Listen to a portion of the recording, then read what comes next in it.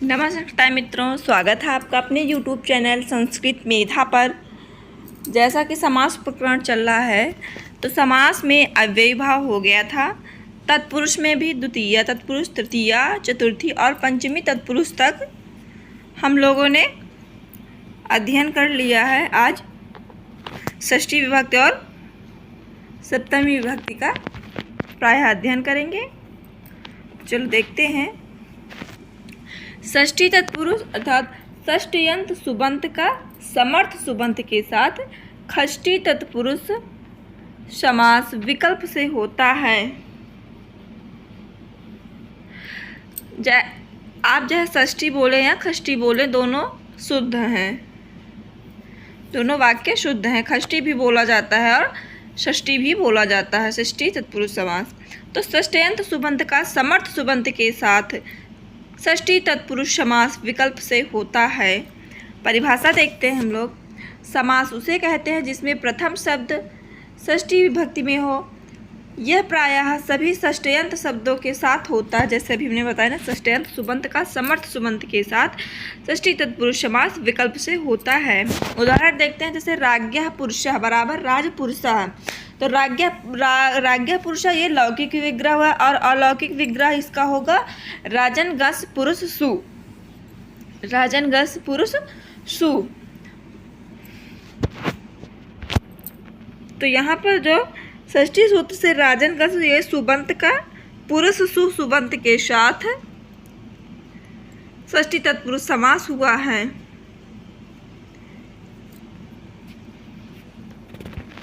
तो राज्ञः पुरुषः ये लौकिक विग्रह हुआ, तो राज्ञः पुरुषः बराबर राजपुरुषः। इसके कुछ अपवाद हैं, उनमें से मुख्य यहाँ दिए गए हुए हैं। तो देखते हैं मुख्य अपवाद। पहला है, जब षष्ठी त्रिच प्रत्यय में अंत होने वाले कर्ता, भर्ता, सृष्टा,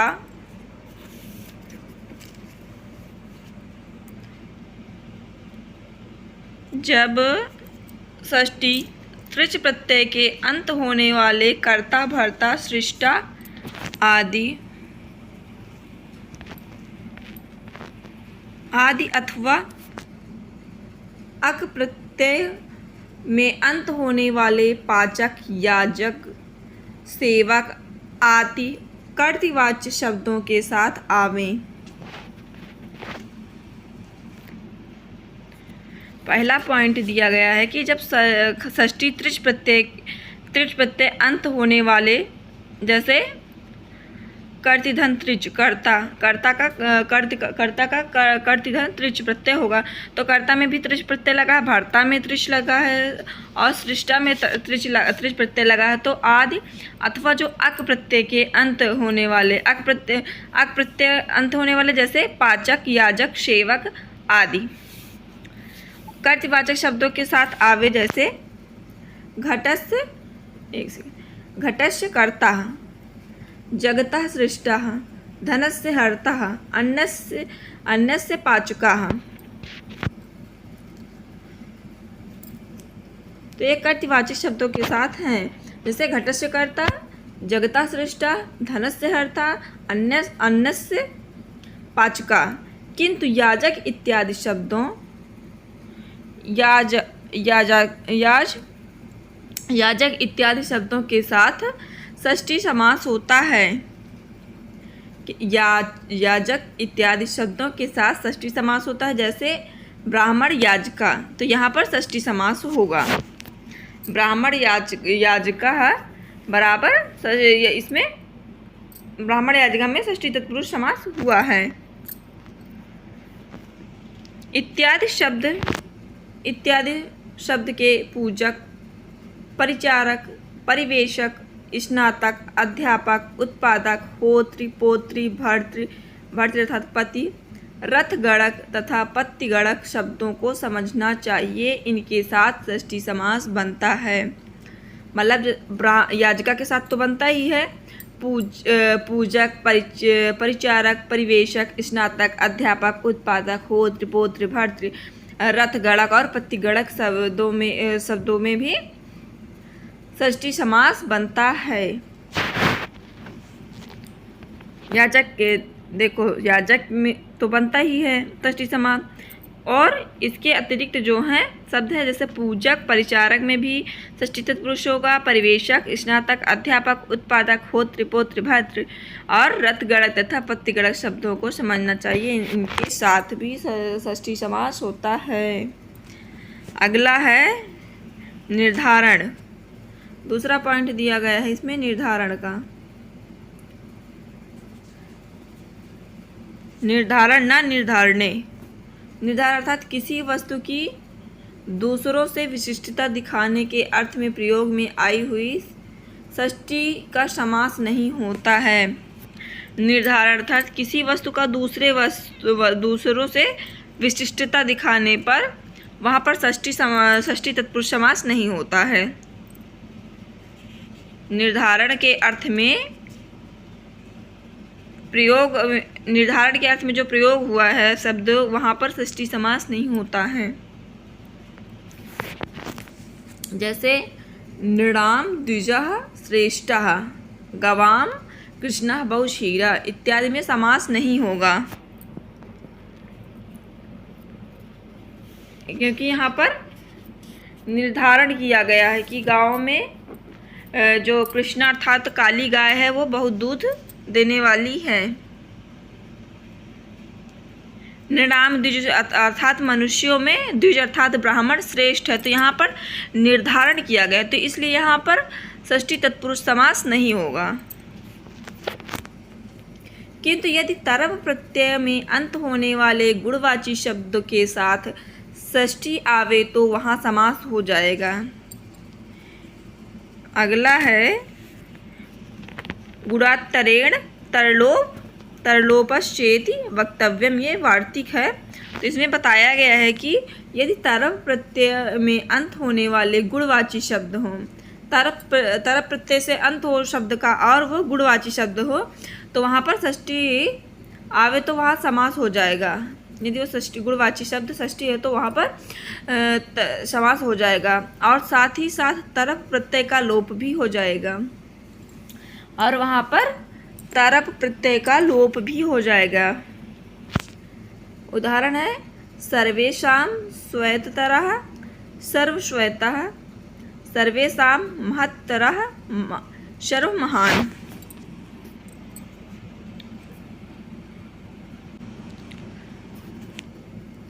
सर्वेषां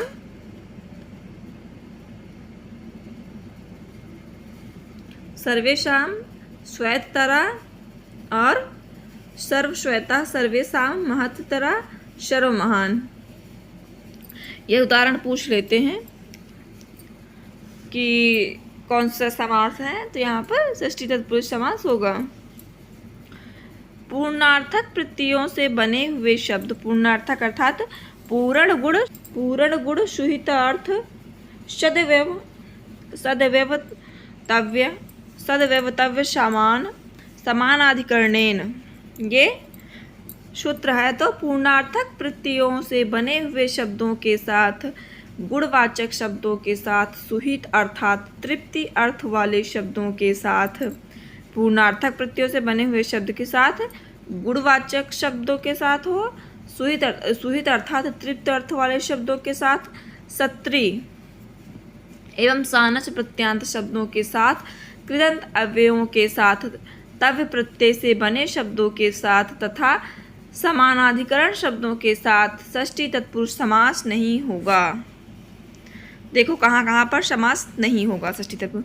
पूर्णार्थक प्रत्यय से बने शब्दों में, गुणवाचक शब्दों के साथ, सुहित अर्थात तृप्त अर्थ वाले शब्दों के साथ, सत्री एवं सानच प्रत्यांत शब्दों के साथ, कृदंत अव्ययों के साथ, तव्य प्रत्यय से बने शब्दों के साथ, जो तव्य प्रत्यय से बने हुए शब्द हैं उनके भी साथ, और समानाधिकरण शब्दों के साथ षष्ठी तत्पुरुष समास नहीं होता है। जैसे सताम षष्ठः, काकस्य काष्णेयम्, फलानां सुहिता द्विजस्य कुर्वन् कुर्वाणो वः, और ब्राह्मणस्य कृत्वा ब्राह्मणस्य कर्तव्यम, तक्षकस्य और सर्पस्य। इन सब में समास नहीं होगा। सताम षष्ठम में भी समास नहीं होगा, काकस्य कार्षण्यम में भी नहीं होगा, और फलानाम सुहितम में भी नहीं होगा। द्विजस्य कुर्वन् कुर्वाणो वाभि भी षष्ठी तत्पुरुष समास नहीं बनेगा। ब्राह्मणस्य कृत्वा और ब्राह्मणस्य कर्तव्यम, तक्षकस्य और सर्पस्य में इत्यादि शब्द दिए गए हैं। तो यहाँ आगे टिप्पणी में देखते क्या दिया गया है। टिप्पणी में बताया गया है कि तव्यत से बने शब्दों के साथ षष्ठी समास होता है। तव्य के साथ नहीं होता है, तव्यत के साथ होता है। तव्यत से बने शब्दों के साथ षष्ठी तत्पुरुष समास होता है। वस्तुतः तव्य और तव्यत में कोई अंतर नहीं है। यहाँ तो फिर बताया गया है तव्य प्रत्यय से बने शब्दों के साथ समास तथा समानाधिकरण शब्दों के साथ षष्ठी तत्पुरुष समास नहीं होता है। यहाँ पे बताया गया कि तव्य और तव्यत में कोई अंतर नहीं है।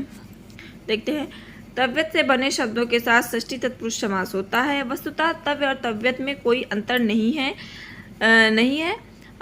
तत् से केवल इतना सूचित होता है कि तव्यत से बने शब्द स्वरित स्वर वाले होते हैं। तत् से सिर्फ ये बोध होता है कि तव्यत से बने शब्द स्वरित स्वर वाले होते हैं। तव्यत से बने शब्द स्वरित स्वर वाले होते हैं। जैसे स्वकर्तव्यम समस्त पद तो बनेगा ही और उसमें अंत स्वरित होगा। समस्त पद बनेगा और अंत स्वरित होगा। समानाधिकरण के भी संबंध में इतना जानना आवश्यक है कि विशेषण पूर्व पद कर्मधारय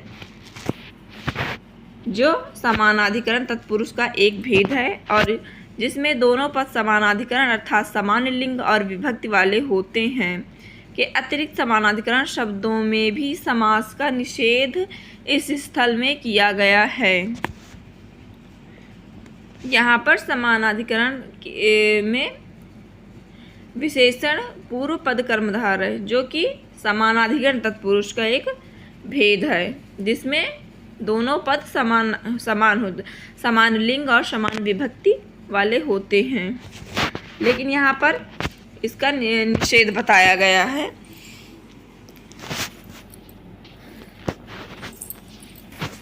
अगला देखते हैं, अक्तेन च पूजायाम सूत्र दिया गया है नीचे।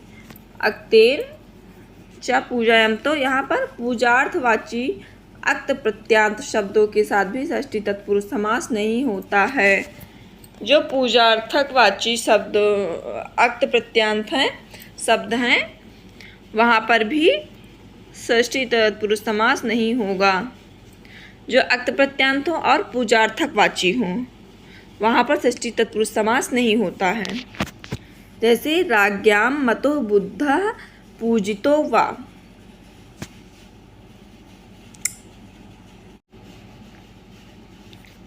जैसे राज्ञाम मतो बुद्धा पूजितो वा, तो यहाँ पर राजमता इत्यादि पद नहीं बन सकते हैं।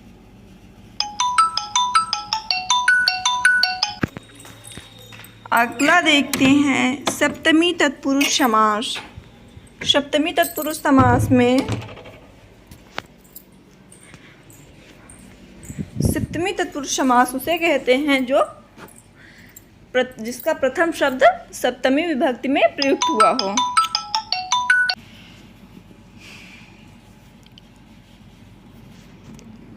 सप्तमी तत्पुरुष समास उसे कहते हैं जिसका प्रथम शब्द सप्तमी विभक्ति में प्रयुक्त हो, अर्थात जो जैसे समास है तो जो प्रथम शब्द है उसका वो सप्तमी विभक्ति में अगर है तो वो सप्तमी तत्पुरुष के अंतर्गत आएगा।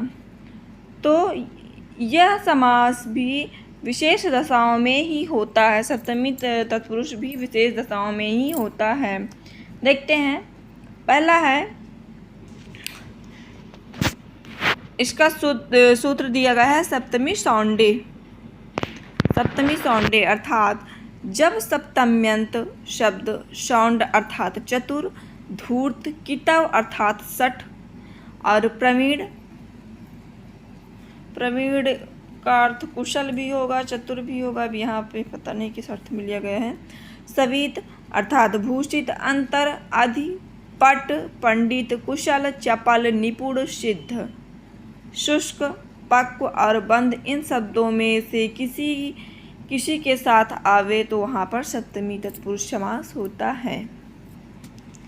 सप्तमी तत्पुरुष देखो, सौंड, शौंड शब्द हो, धूर्त हो, कितव, प्रवीण, संवित, अंतर, आदि, पट, पंडित, कुशल, चपल, निपुण, सिद्ध, शुष्क, पक्व और बंध, अगर ये शब्द आ रहे हैं तो वहाँ पर सप्तमी तत्पुरुष समास बनेगा। जैसे अच्छेश सौंडा बराबर अच्छ सौंडा, तो यहाँ पर सौंड शब्द आया है तो ये सप्तमी तत्पुरुष के अंतर्गत आएगा ये समास। तो अच्छेश जो है, ये अच्छेश है वो सप्तमी तत्पुरुष समास, सप्तमी विभक्ति का है और सौंड शब्द प्रयुक्त हुआ है जो सप्तम्यंत शब्द के साथ यहाँ पर सौंड शब्द प्रयुक्त हुआ है, तो इसलिए यहाँ पर सप्तमी तत्पुरुष समास होगा। अच्छेश सौंडा, अच्छ सौंडा, प्रेम धूर्ता, प्रेम धूर्ता और द्यूते कितवा अर्थात द्यूत कितवा, तो यहाँ पर प्रेम भी सप्तमी का है, द्यूते भी सप्तमी का है, सप्तमी विभक्ति का, तो और यह कितवा शब्द जो कितवा है ये सप्तमी तत्पुरुष के अंतर्गत ये शब्द है, तो इसलिए यहाँ पर सप्तमी तत्पुरुष होगा। द्वितीय कितवा अर्थात द्युत कितवा, सभायाम पंडिता बराबर सभा पंडिता, यहाँ पर पंडित शब्द प्रयुक्त हुआ तो सभायाम सप्तमी विभक्ति है तो सभायाम पंडिता का सभा पंडिता होगा। आतपे शुष्का अर्थात आतप शुष्का, आतपे शुष्का का आतप शुष्का होगा और कटाहे पक्वा का कटाह पक्वा होगा। तो ये जो आतपे है, कटाहे है, सभायाम है, जूते है, प्रेम है, अच्छे से ये सप्तमी विभक्ति के शब्द हैं। तो कटाहे पक्वा बराबर कटाह पक्वा, चक्रे बंधा चक्रबंधा, ये सब सप्तमी तत्पुरुष समास के अंतर्गत ये सारे उदाहरण आते हैं। अगला है चौथा सिद्ध, सिद्ध, शष्क, पक्व, बंधश्च, ये हो गया है। अगला है ध्वांग छेड़ छेपे अर्थात ध्वांग छेड़ेत्यर्थ ग्रहणम, ये वार्तिक भी है। तो देखते हैं, जब ध्वांश अर्थात कावा शब्द अथवा इसके समान अर्थ रखने वाले शब्दों के साथ निंदा करने के लिए सप्तमी आवे तो वहाँ पे सप्तमी तत्पुरुष समास बनेगा। जब जैसे ध्वांश शब्द हो या फिर इसके समान अर्थ रखने वाले हो, या मतलब इसी से जो इसका समान अर्थ हो अन्य शब्दों का भी वो, और निंदा करने के लिए सप्तमी आवे। जैसे तीर्थे ध्वाक्ष, तीर्थ ध्वाक्ष अर्थात तीर्थ का कौवा या लोलुप, तीर्थ का कौवा अर्थात लोलुप, और श्राद्धे काका बराबर श्राद्ध काका इत्यादि शब्द जो है ये सप्तमी तत्पुरुष के अंतर्गत आते हैं। ये सप्तमी तत्पुरुष के उदाहरण हैं तीर्थांग ध्वाक्ष और श्राद्ध काका। तो तीर्थ ध्वांक्ष का तीर्थे ध्वांक्ष होगा और श्राद्ध काका का श्राद्धे काका बराबर श्राद्ध काका। तो ये सारे उदाहरण सप्तमी तत्पुरुष के अंतर्गत आते हैं, जैसे अच्छ शांडु, प्रेम धूर्ता और द्युत कितवा, सभा पंडित, आतप शुष्क और कटाह पक्वा, चक्र बंधा, ये सप्तमी के अंतर्गत आते हैं, सप्तमी तत्पुरुष के अंतर्गत आते हैं ये सारे उदाहरण। और जब ध्वांक्ष और इनसे समान अर्थ रखने वाले शब्द हों तो वहाँ पर भी सप्तमी तत्पुरुष बनता है, जैसे तीर्थ ध्वांक्ष और श्राद्ध काका। अब समानाधिकरण तत्पुरुष समास हम लोग उसका अध्ययन कल से करेंगे। आज के लिए मित्रों बस इतना ही, फिर मिलते हैं अगले वीडियो में। तब तक के लिए धन्यवाद। अगर वीडियो पसंद आई तो please like share and subscribe करें। धन्यवाद।